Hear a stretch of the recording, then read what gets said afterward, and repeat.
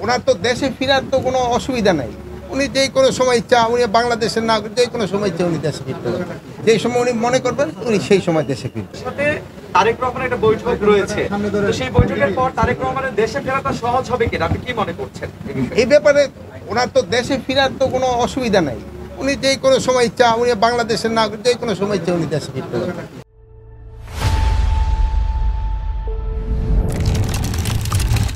ওনারা যেই সময় উনি নিজেরে যেই সময় উনি মনে করবেন উনি সেই সময় দেশে ফিরবেন।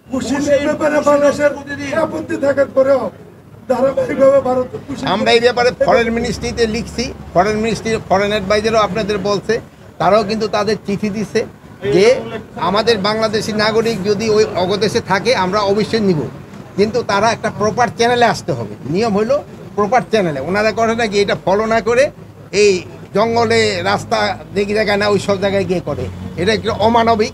এই যেগুলো আমরা কিন্তু এটা শুধু আমাদের না, আমাদের যে অ্যাম্বাসেডার আছে, হাই কমিশনার আছে দিল্লি, তাকেও এটা বলা হয়েছে এবং ফরেন অ্যাডভাইজার এই ব্যাপারে আপনাকে কিন্তু ব্রিফও করছে।